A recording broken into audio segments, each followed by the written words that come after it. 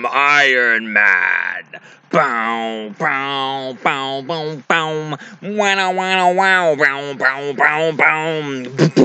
Bow, bow, bow, bow, bow. Bow, bow, bow, bow, bow, bow, bow. I say loss is mine. Don't know the rest, so I'm ad-libbing. It's true, folks.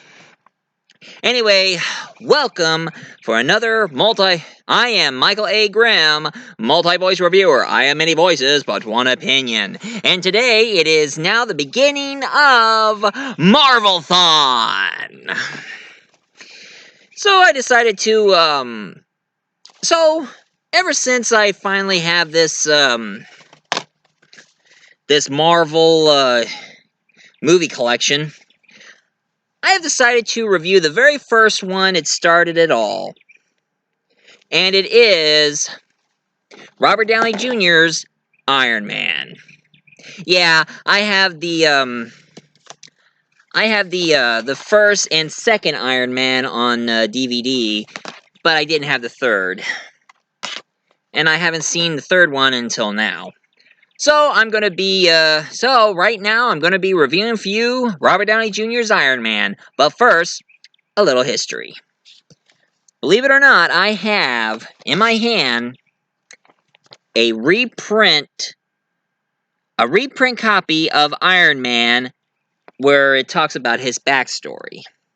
Now, his name is Anthony Stark, but he preferred everybody to call him Tony. And how his story goes was like this. Way back in the, probably the 60s or 70s. Hang on a sec. Made back in 1963. Who'd have thought that comic book was that old? Anyway, they did this one here is a reprint of a backstory of what happened here.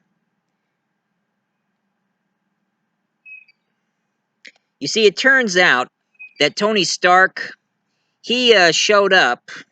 Now, Tony Stark, a lot of people kind of say that there's a similarity between Batman and Iron Man, but one thing about Iron Man is that he hadn't lost his parents, although his father and mother did die in a car accident. So therefore, Tony Stark starts taking over the company. With a little help of Jeff Bridges' character. Now, in the comic book, here's the original comic book. In the comic book, he went to the jungle in Southeast Asia. Not Afghanistan, like in real history. But anyway, how the story go, this Wong Chu, the bad guy here, he kidnapped Tony Stark. And one thing he did, a big explosion hit right in front of Tony Stark and got shrapnel in his chest. So, he had help from this scientist here who decided to help fix his body, so he created a metal chest plate to help fix with his heart, act like a pacemaker and keep all the shrapnel away from his body. Then during the imprisonment, him and the scientist decided to make a suit of armor, but of course it didn't give him enough time to juice up the power in him. So the scientist decided to buy some time here, and he gets fired by the bad guys. But as Tony Stark got up, he became Iron Man, and he took down these Asian terrorists one by one. Then after he dealt with the terrorists and got off the jungle, he was found and rescued. He was found and rescued by his friends. And that's exactly what they did in the movie, except with a lot of difference. Tony Stark was creating weapons for the military until he started to realize that there is a group of Afghan terrorists called themselves the 10 Rings. Man, it always had to be Arab terrorist extremists. You know, I kind of miss the old days where we used to have another terrorist organization, Cobra. Did somebody call Cobra? I am the terrorist organization threatened to rule the world. But now, since the others were starting to show up, I guess my organization died down. Sounds like something from the past. Anyway, in the movie here, he has his best friend named Rhodey. Well, he called him Rhodey. Is played by this actor here until behind the scenes it turns out that this actor didn't get along with Robert Downey Jr., so they had the character be recast. A little known fact, did you know that actually when they were planning to make the Iron Man movie, they wanted Tom Cruise to play Tony Stark, aka Iron Man? If somebody went along with that idea, I could imagine how the movie would have been. It'll be like Tom Cruise being saying like this. Hi there, I am Tony Stark. Billionaire, philanthropist, playboy. Yeah! Now let's get to it.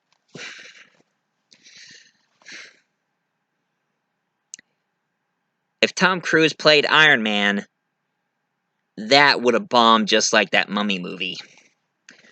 But anyway, since Tony Stark just noticed that these terrorist organization known as the 10 Rings took his weapons, that's when he decided to not make he decided not to manufacture his weapons.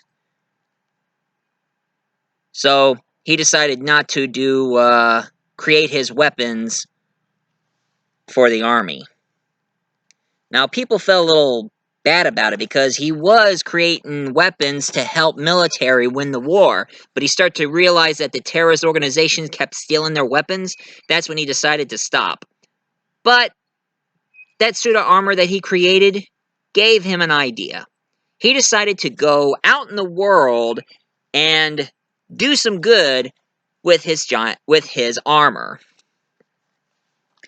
But here's a little bit of a shocker. Jeff Bridges here, who plays the bad guy, he was working with the terrorists. He was working with the 9 Rings. And what he's trying to do is trying to find the same this little electronic heart on Tony's chest, so he can make himself a suit of armor. Oh yeah, and another thing.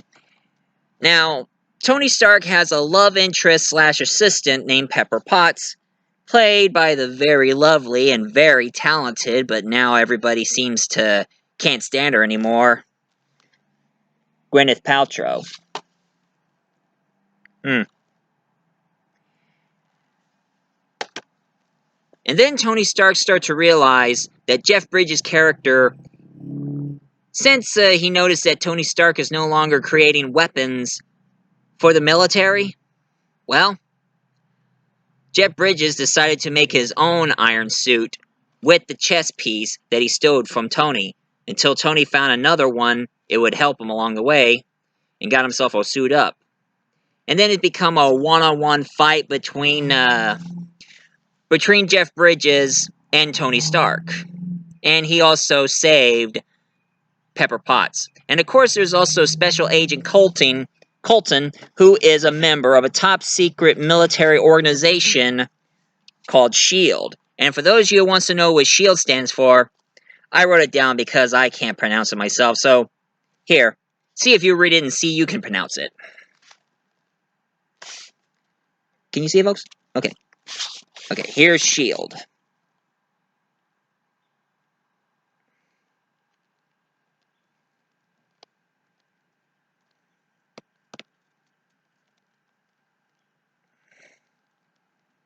That is S.H.I.E.L.D., ladies and gentlemen.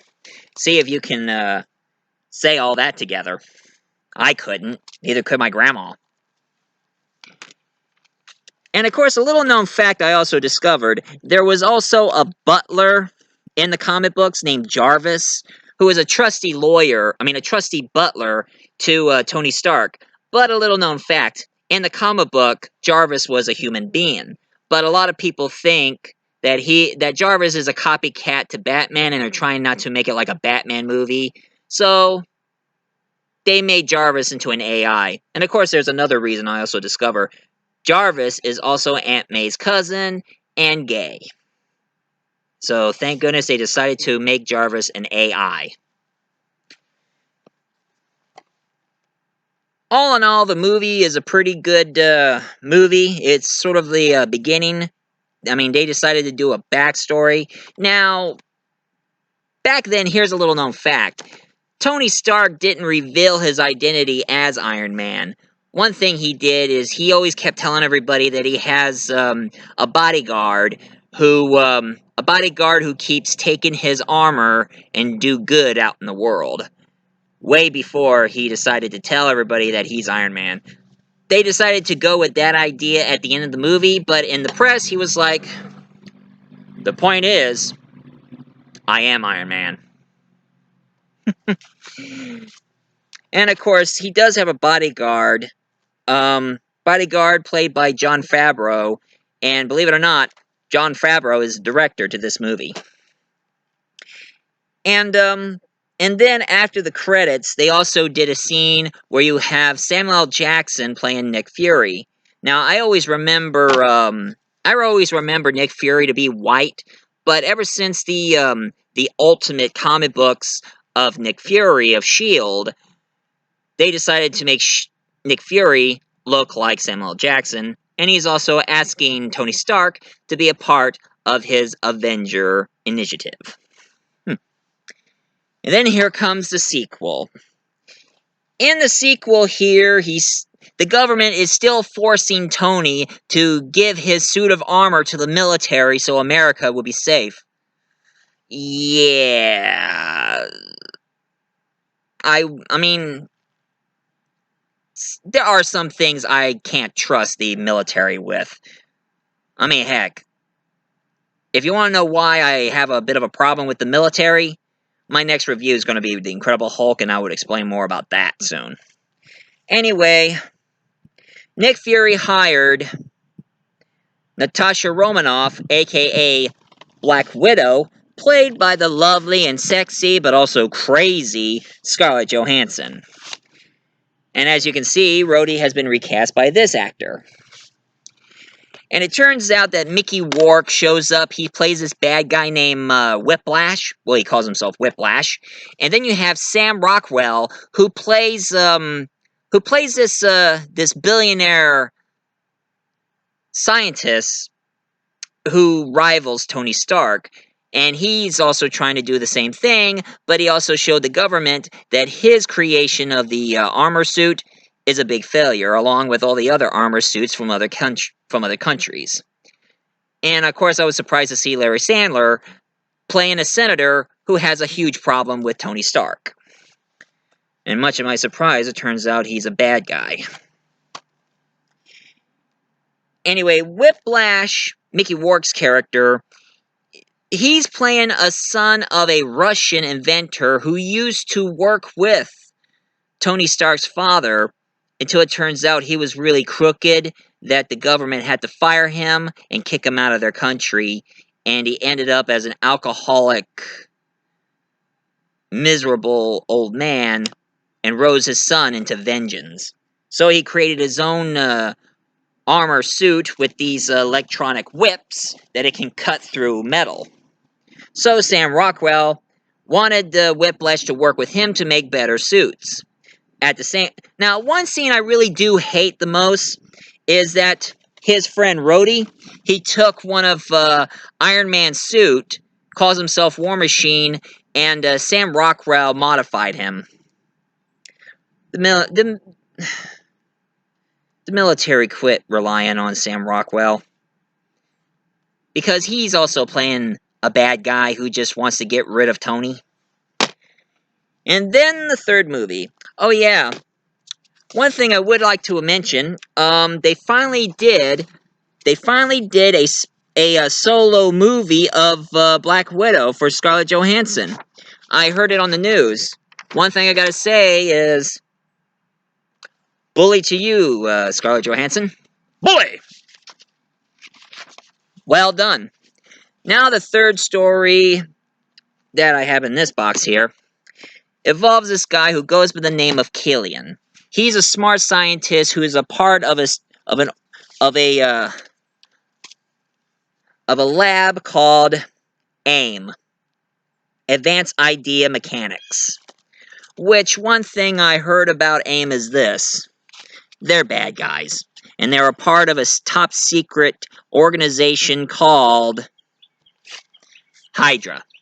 And for those of you who wants to know who Hydra is, I'll probably mention it in the Captain America review. But for now, I'm going to get to Iron Man. And it turns out that Killian is a bad guy, and he found a unique certain science that can make your body hot as fire and heals itself up, but too much of it will make you explode like a bomb. And Tony Stark wants to figure out what's going on here, and they're also saying that the 10 rings are at it again, and their leader is the Mandarin. Now, one thing I gotta say about the Mandarin, since the Mandarin is played by Ben Kingsley. Now, one thing I know about the Mandarin is this: he is not an alien. I heard this one reviewer saying that he's some sort of alien in the comics. Not true. In the comic books, one thing I know about the Mandarin is this: he's actually a normal, average human being. Ah, here he is. This is the Mandarin right here. Now his real name is Khan. Khan! Sorry, I always wanted to do that. And one thing I know about Mandarin is that he's supposed to be a Chinese scientist who found a crashed ship. It crashed around his country. He got into it, turned the ship into his own mansion, and found something very interesting. He found 9 rings and obtained elemental powers with it. So he's a human being with alien technology. He have all these rings to obtain his power, but instead they just had him played by Ben Kingsley, and the joke was, it turns out, when Tony Stark found the Mandarin, it turns out he's a washed-up British actor who was hired to pretend to be the Mandarin, but Killian was behind this. So now it's up and one stupid thing I gotta say, Tony Stark went to the press and told them where he lived. Now that is just putting a huge target on your back here. Telling everybody where you live is like having a huge, humongous target right in your back. Now that's stupid. Gosh. But anyway, Tony Stark landed into another state and meet this kid who helped him out. Now, he didn't join along with him, but he did help out powering up his latest suit of armor, and he also summoned a whole group of different suit of armors he invented that he kept hidden in the basement of his house. And now it's up to him and his whole entire army of suits and armor to go after Killian and his explosive soldiers. And of course, it turns out that the vice president was in on this. They told the vice president what they were planning, but he didn't warn the government or the president about it because he was in with Killian all because he has a daughter who lost a leg. So he's trying to ask Killian to give him this that substance so his daughter's leg can grow back. That's not right. But anyway, Killian tries to turn Pepper Potts into his bride by injecting her with the same serum, so now she has the same powers and ability like Killian. So Tony Stark and Pepper Potts, they just wham and well and bam against the Killian, since Killian revealed himself as the Mandarin. But finally, Pepper Potts put an end to him and finally destroyed him, and the substance that Killian injected in her finally wore off. And a lot of people think it was the end of Iron Man 3. Although Iron Man 3 picked up where the Avengers left off. But Tony Stark He will not stay as Tony Stark, because sooner or later his Iron Man suit will come back for more of Avengers that I'm going to review at the end of this Marvel-thon. So, this is my review of Iron Man so far. For those of you who enjoys this Iron Man review, please leave a comment down below, hit like and subscribe for more of the Marvel-thon. But sadly, I heard that the coronavirus is struck in again, and we're gonna self-quarantine again for the next week. We're gonna self-quarantine next week, so it's gonna take a long time until I'm able to review. Well, one thing I'm gonna review next is this. Watchers, don't make me angry. You wouldn't like me when I'm angry, but it's gonna take a while until I'm gonna get to review that. But I'm telling you one thing, this virus is peeing me off. If he was a human being, I would like to... Now, excuse me for being a little crude here, but I would like to grab myself a nice red hot poker and stick a nice red hot poker up his ass and call it even. But I guess you guys have to wait, so... This is Michael A. Grimm, aka Multi-Voice Reviewer, telling you guys, if you like this Iron Man review so far, please leave a comment down below, hit like and subscribe for more reviews. So, see you next time. Psst, hey, it's I, your friendly neighborhood Deadpool. And sooner or later, I am going to be showing up on his review, but don't tell him that. I want to make him go crazy. Later.